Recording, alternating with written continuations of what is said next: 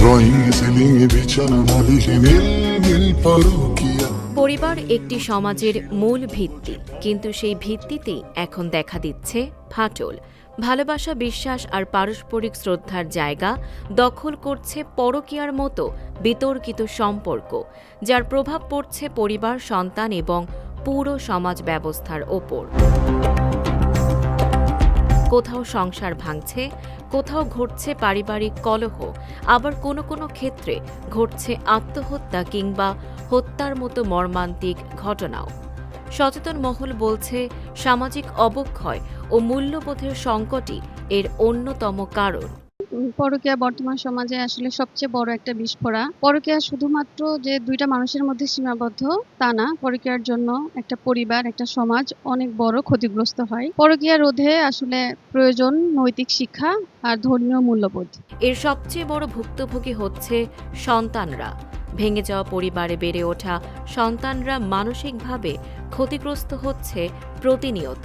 কুরআনুল কারীমের মধ্যে বলছেন, ওয়ালা তাকরাবুজ জিনা, তোমরা ব্যভিচারের নিকটেও যেও না। পাশাপাশি আল্লাহ পাক রব্বুল ইজ্জত সূরা নূরের মধ্যে বলছেন, আয-যানিয়াতু ওয়াজ-যানি ফাজলিদু কুল্লা ওয়াহিদিম মিনহুমা মিআতা জালদা, যে ব্যভিচারকারী এবং ব্যভিচারকারিনী উভয়ই যখন ব্যভিচার করবে তখন তাদের শাস্তি হিসেবে 100টা বেত্রাঘাত করবে, রজম মার।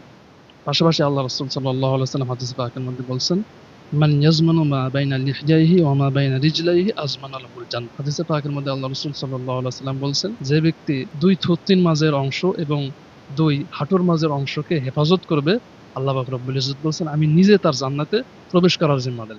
পরকীয়ার জন্য বিশেষ আইন প্রণয়ন ও আইনের সঠিক ব্যবহার, পারিবারিক বন্ধন, পারস্পরিক শ্রদ্ধাবোধ এবং নৈতিক শিক্ষার মাধ্যমেই এ ধরনের সংকট মোকাবিলা সম্ভব বলে মনে করেন বিশেষজ্ঞরা। পরকীয়া বর্তমানে সামাজিক একটা মরণ ব্যাধি মতো সৃষ্টি হয়েছে। ক্যান্সার যেমন শরীরের মরণ ব্যাধি, বর্তমান সময়ে পরকীয়া একটা সামাজিক মারাত্মক ব্যাধি হিসাবে রূপ ধারণ করেছে। পরস্পরের সম্মতির ভিত্তিতে যে পরকীয়াটা হচ্ছে, এই পরকীয়ার কিন্তু কোনো আইন আমার মনে হয় আপাতত নাই। আশা করি যে সরকার আছে, আমি অনুরোধ করব যে এই পরকীয়ার জন্য একটি আইন তৈরি করে বিশেষ বিচারের আওতায় নিয়ে আসা। পরকীয়া শুধু একটি ব্যক্তিগত সম্পর্কের বিষয় নয়, এটি ধীরে ধীরে সামাজিক অস্থিরতার কারণ হয়ে দাঁড়াচ্ছে।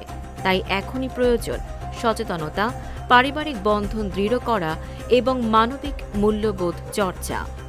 Tanjiba Nowrin, face the people.